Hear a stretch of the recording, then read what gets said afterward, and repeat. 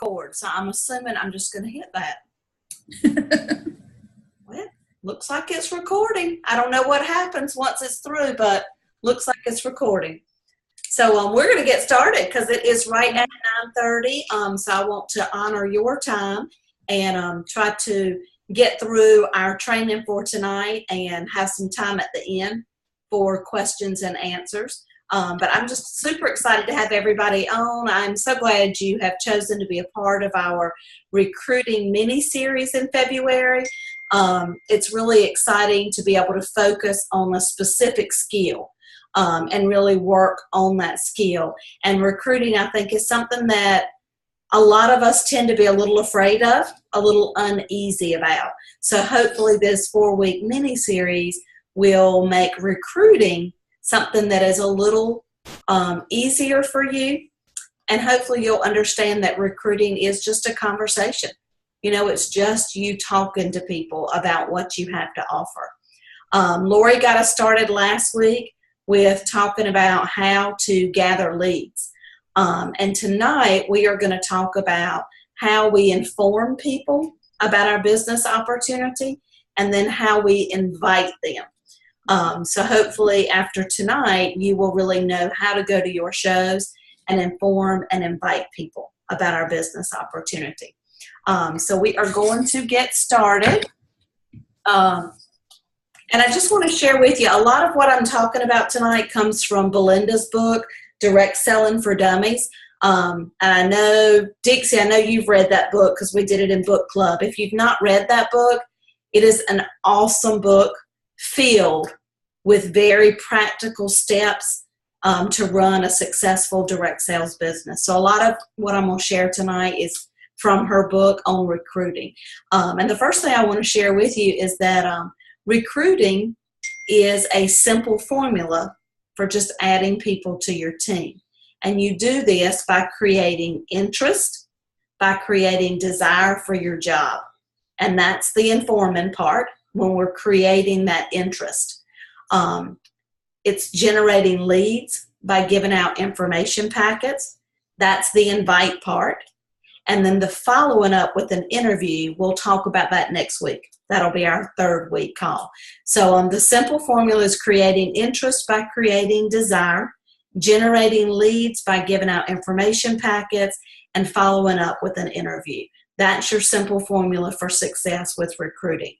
So statistics tell us that we must hear something 5 times before it sinks in. Anybody believe that? Hey, Chelsea. Yeah.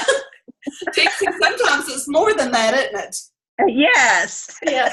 I'll say something and Dixie says, I know you've told me that 400 times, but that 401st time, it finally sank in. And I think it's the same thing with recruiting. So we want to make sure that we're planting recruiting seeds throughout our show at least 5 times. So we're going to talk a little bit about. Did somebody have a question? Okay. So we're going to talk a little bit about how we can use these seeds and what they are. So Belinda says in the beginning, you want to share a you story, not an I story. And I'll tell you, this is not something that I am so good at, but I really like her, the way that she talks about this. Because when we talk about the people at our shows, when we talk about our guests and what's in it for them, that grabs their attention right from the get-go. Do y'all believe that? We live in a me world, and people want to know what is in it for me. So if I start my show by talking about me and not about them, then a lot of times they're going to tune me out. But if I start right out by talking about them and what are the benefits for them, that's going to grab their attention, and they're going to be a little more in tune to what I have to say. So I'm going to read one of the things that Belinda says, an example of a me story, a you story, excuse me, that she might use at the beginning of the show. And then I want to brainstorm a little bit from all of you. Give me some things that you might say as a you story at the beginning of your show. So here's one that she says, ladies, I'd like you to watch me do the party this evening. you'll see that my job is fun and it's really quite simple. And I'd like to invite you to take a look at what we offer. Maybe you're looking for a way to add an extra stream of income to your household budget. If you would like to take home some information with you this evening, I would be more than happy to send you home with a packet. On average, we make between $150 and $200 in a night. So tell me, what did you like about that? Did you like that? Did you feel like it was something that you could use in your shows and you'd be comfortable saying? Y'all can unmute yourself and participate now. Anybody like that? I think it's great, and I didn't do that for a very long time. I would just always, I would do the why bag, why I do this, and just talk about what we get as consultants and things like that. And then when I went to see Belinda a couple years ago with you, she's just a great speaker in itself, but just really turning everything around to for your audience, and it's kind of like what we do with our products too, is you have to tell them why they need this product in their kitchen, not just show it to them and tell them a little bit about it, put a scenario in their head. Imagine you coming home from work and now you got to go take your kids to dance or gymnastics, and you have an hour to get dinner done, completely done and off the table, whatever. So put scenarios in their head. And I think it's all about painting that picture, and you're painting that picture so clearly that they can see themselves in the picture that you're painting.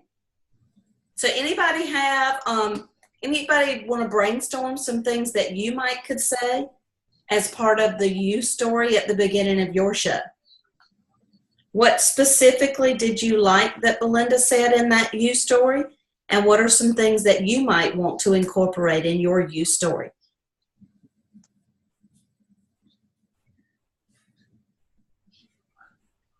Everybody's silent. I know. Well, I personally like the fact that that was a very broad you story. She said, if you've ever been thinking about adding an extra stream of income, I'm just going to tell you right now, everybody has thought about that. Mm-hmm. We used to live in a world of one income families, and then we moved into 2 income families, and now we're looking at 3 and 4 income families.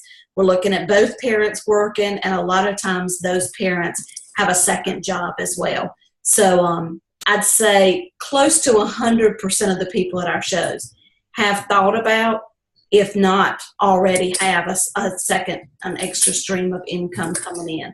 So I like that appealed to a large variety of people. What else did you notice in that statement, in that you statement or that you story? Did she specifically ask them to join her team? Did she specifically say, if you'd like to join my team? No. No. Dixie, what did she say? It was just a broad, I forget exactly how it was worded, but, take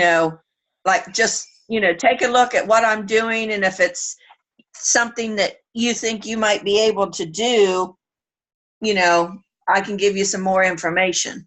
And that's the key right there, and we're going to talk more about that. But that's Belinda's whole thing, is that we are not looking for recruits, we're looking for leads. Because that's a safe zone. We're not asking for a commitment. We're not asking for somebody to sign on the dotted line. We're just saying, watch me tonight. And if this is something that you'd like to know more about, I can share that information with you.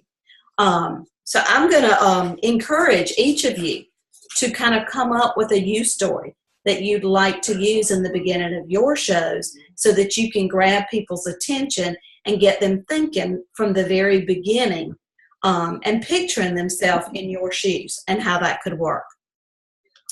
The next thing, after we've talked about the you story, it is okay and important to share I stories. And I stories are where you share things about you. But what Belinda says is that you do not want to share a 10-minute or a 5-minute or even a 2 or 3-minute story about why you're a Pampered Chef consultant and what it means to you. Again, it's very focused on you. So she says you want to sprinkle those things throughout your show. So when you're sprinkling throughout your show, that's where you're going to throw your I stories in. And some of the things that you might throw in are what drew you to the business. What's something that drew you to Pampered Chef? What have you gained financially?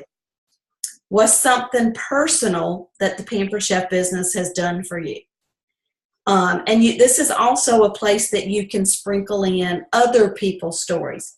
If you feel like your story is not going to appeal to a wide variety of people, then you may want to throw in some other people's stories. You know, for me, Pampered Chef allowed me to be a full-time mom. But I will tell you, the majority of people on my team have a full-time job.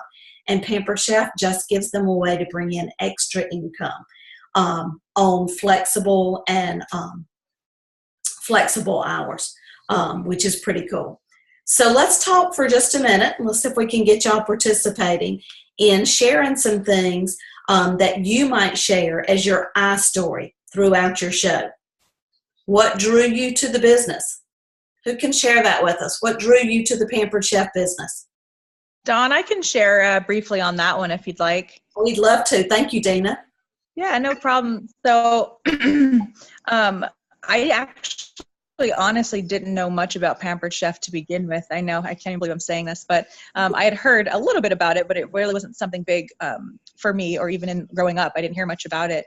And a girlfriend of mine actually was throwing a party. And so she kind of begged me. She's like, please, I just need a little bit more money. She's like, just make a small order so that way I can start to get my rewards. So I'm like, yeah, no problem. And I just ordered something really small, not even thinking twice about it. But I got onto her Facebook show, and the party was 5 days long. And so I was on the entire time with her, and it was fun. And then I won one of the gifts because of the games and things like that. And when I talked to her later on and she told me how many rewards that she got, I wound up throwing my own party after that. I was like, oh, I want free stuff.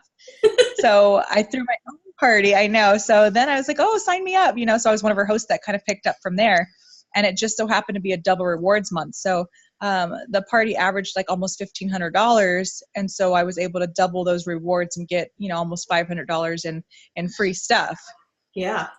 So in talking to that, to the consultant, I, you know, just messaged her and I said, you know, it's probably none of my business, but I'm just wondering, off of like a party like that, how much money would you make, you know? And so the conversation kind of went from there, and she explained everything about compensation and what she would get for that party. And I was like, wow. And just doing that from Facebook, you know, is kind of where I was at. And who is not on Facebook these days? So as a new mom and living in Southern California, which is way, way too expensive here, who wouldn't want a little bit of extra money coming in? So in talking with her and explaining to her that I didn't want to take that time being away from my baby, knowing that I could actually do it when he's here and throw these parties, you know, in between my full-time work and being with him and making the extra money to help my my household out, 100%. I was in from that point. Awesome. I love that story, Dina. Very cool. And I will tell you, that's what we call a red flag question. Now, if the consultant had missed that red flag question, we would have had to have a talk. But you know, when somebody says, exactly how much did you make tonight? That is definitely a red flag question, and good for her for being knowing how to answer that and carry through that conversation. Good. And I think that's a great way to share, you know, because you are somebody that works full time and you didn't have any more time in your day. No, I don't. But you were able to figure out how to work this business around your family and not really have to add any more time away. Right. And I kind of add that to her point, what she said. So 99% of all the parties that I do are all on Facebook because, again, I am so far away from my son for so long, so many hours a day. I don't want to do Facebook parties, or I don't want to do parties at someone's home on the weekend without him. So because I do most of them on Facebook and because I don't know everybody, what I wind up doing is I just put a quick blurb at the beginning, and I just say, because I don't know most of you and I won't have the opportunity to meet you in person, here's a little bit about myself and why I got involved with Pampered Chef. And then I kind of tell them very short, because obviously I don't want to go that long-winded on there, of how it works for me, being a full-time mom, wanting to stay with my kids, making extra money. And usually someone will kind of mention something and comment on that from there. Okay, that's awesome. Really good. And even with the virtual show, this you story and I story might fit in well too. That in that beginning blurb, you could say, for the next 5 days, you're going to get to be a part of this virtual show. And I'm just going to invite you to take a look at what I do with my Pampered Chef business and see if you could see yourself doing something like this. Mm-hmm. Awesome. Good job. Thanks for sharing. All right. Anybody else? Let's go to the next question. What have you gained financially? Can anybody give us a quick little I story for that? What have you gained financially? A lot. I didn't make this kind of money in the medical field. I can tell you that. Mm-hmm. I know Jacksonville, where I'm at, doesn't pay a lot anyway, but when I worked 40 hours a week, making $12 an hour, it's does not compare to what I make through Pampered Chef, and I can stay home, at the same time and put my family first, Exactly. And for it could be a specific money amount if you want to say that, or it could be a comparison like Lori said, where it may say, maybe, gosh, let me tell you about my friend Deanna, who helps pay her son's childcare. Or let me tell you about my friend Margaret, who just wanted new furniture for her family room. Or my friend Leanne, who's trying to make a car payment every month. And for me, it gave me a way to send my kids to college debt-free. So lots of different ways you can bring that financial. And I think that speaks to people, because we live in a world where people do need extra income. So how can you speak to that financial side? And how are you going to feel comfortable with that? And then the last one, something personal the business has done for you. Anybody want to share that? Something personal the business has done for you. Joan, I will. This is Thanks, Carla. Carla. Thanks. Definitely developed relationships that I never would have had I not joined this business. That, to me, that is the golden ticket, is the relationships. Yes. And Carla, I so agree with you on that. And we laugh quite often we were at a meeting years ago, and Susanna, most of you probably don't know Susanna, but she said, I didn't need any more friends. But what I quickly learned is that I actually did need some more friends. And Pampered Chef brought me so many friends that I didn't even know I needed in my life. And, think about the people that are sitting in the room at your show, that they get up every morning, they follow this routine of getting themselves ready, their family ready, getting out of the door and going and working all day long, picking up the kids and coming home and cooking dinner and going to bed and doing that same routine every day, in and out. And they don't have that opportunity to spend time with friends and get to know people and have true relationships. So that's going to speak to that group of people. Good. I love that. One of my favorite things. Anybody else want to share a personal, something personal the business has done for you that might be something good we could all share at our shows when we're sharing things from different people? Lori, that is the loudest typing I have ever heard. Sorry. Was that an exclamation point? Let me tell you something. That was funny. All right, so your I story. That's where you're sprinkling throughout your show things that you personally have gained from your business. And then at the end of the show, we're getting to the fifth seed that we're planting. And this is where you do your recruiting talk. And this is the part that Belinda says, no matter what, if there's one person in the room, if every person in the room is a brain surgeon, or a high-powered attorney, or if your show has gone too long, you never, ever, ever, ever skip the recruiting talk. And this is where you kind of wrap up everything you've talked about throughout the evening. It's one more time that you have the opportunity to invite them to take home some information, to learn a little bit more about the business opportunity. You may do the recruiting talk as a recruiting activity, like the ticket game or the Y bag. Those are some things that will help you kind of wrap it up at the end of the show. But she says never, ever, ever. And she said this should only take you about 90 seconds to do the recruiting talk at the end of your show. The one thing to remember to emphasize is that this is a risk-free opportunity with minimal investment. And I think that's really important to point out to people. So I'm going to again read you Belinda's recruiting talk. This is about a 90-second recruiting talk. Ladies, you've watched me do the party this evening. You've seen that my job is quite simple and that it's a lot of fun.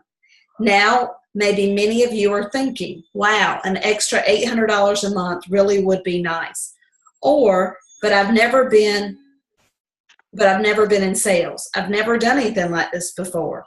Or what if I don't like it once I've started? That's what's really awesome about our company. They literally give you a chance to give it a try. It's a pretty minimal investment. If you give us a month to a month and a half, do a handful of parties, you will typically have your investment paid off and start to earn an income. If any one of you would like an information packet to take home with you this evening, please let me know, and I will be more than happy to send it home with you. If you find that it's not for you, you can simply walk away with nothing lost. But you may find that you like it. It's a great way to make friends, earn income, and have a more flexible schedule. So what do you like about that recruiting talk?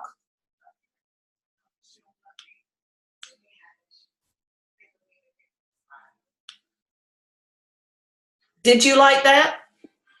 Did you feel like that was an impactful way to end your show? Sorry. Go ahead.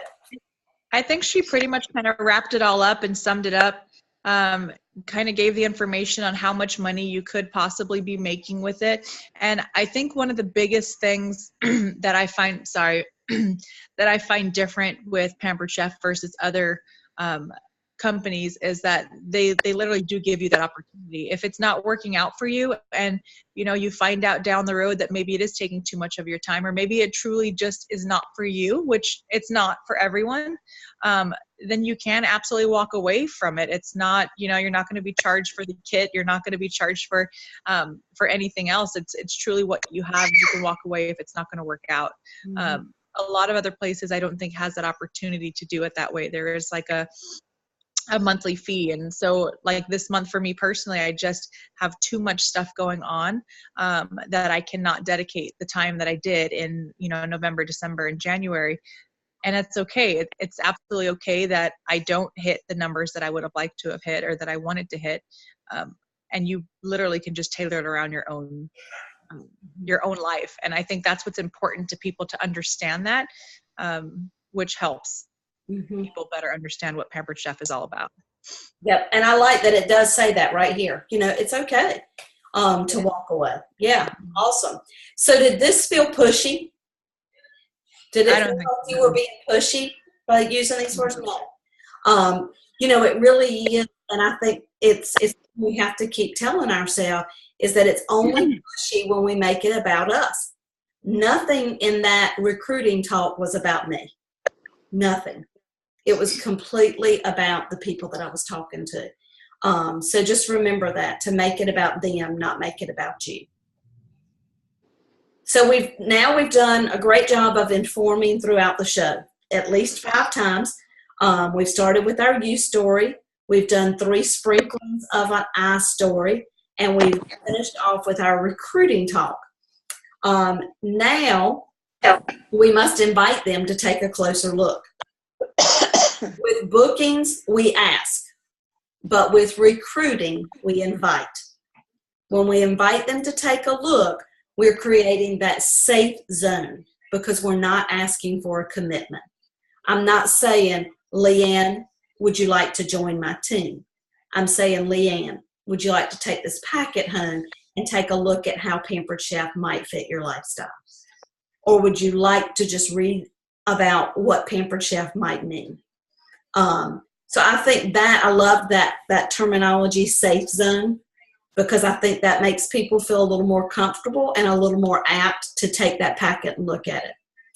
Statistics show, and this was astounding to me, that about half of the people at our shows leave with interest in the business. Are y'all sending home recruiting packets with half the people at your shows? Me either.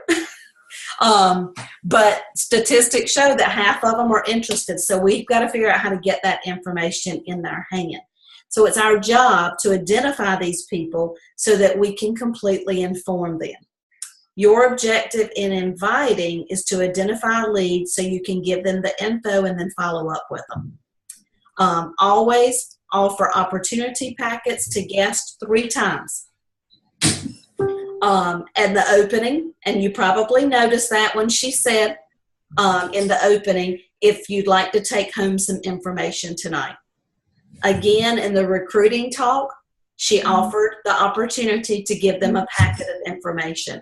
And then again, when you do your full service checkout, have your packets there and ask each person to take a packet home with them. Can I mention something? Yeah. So I know with my team that's on here, including myself, we do pretty much all virtual. So we wouldn't be able to, do the cooking and give somebody actually something tangible. But I think maybe I'm going to start putting up a post, because I do a recruiting thing, during my live party, but maybe put up a post after it, maybe of the bonus for this month, when they sign up. And just ask, kind of tell them, like you were just telling Dina, could you see, yourself giving something like this a try, or, if it fits your lifestyle, whatever. And would you like for me to give you some information on the business and see if anybody comments on it, And, definitely you could still offer a packet because you have, like the video, things from the website that you can share with them virtually. Yeah. Or you could mail them the Life Tastes Great brochure. Is that available to share with somebody virtually? Yeah. I have it downloaded into a PDF, yeah. Okay. So yeah, you can still share the information. So I think even with your virtual shows, remember you're just trying to get the information in people's hands so that you can then follow up with them and answer questions and go further with that. Mm-hmm. Good, Lori. Thank you for pointing that out. And just remember, your opportunity packet is not anything that has to be elaborate. It is just giving them a taste of information about the Pampered Chef business opportunity. How much is it? Your 3 kit options. Maybe a little snippet of how much income they could make. You probably do not want to go into the entire compensation plan unless they ask that question. They just want to know on average, how much can I make if this is something that I did? So getting that information out to as many people as you can. And then she talked about using soft word choices. And what she says with that is that instead of saying, I'd like for you to join my company, if you'd like to join my company, let me know. If you'd like to get started with this ground floor opportunity, those are hard word choices. She said say more things like, if you'd like to take a look, let me know. If you'd like some information to take home with you, I'd be happy to send it. If you'd like to take a closer look, I can explain it to you. But again, it's just more about getting the information out there than it is specifically inviting them to join your team. And I like that. That really spoke to me. Anybody have questions about any of that we talked about? Comments?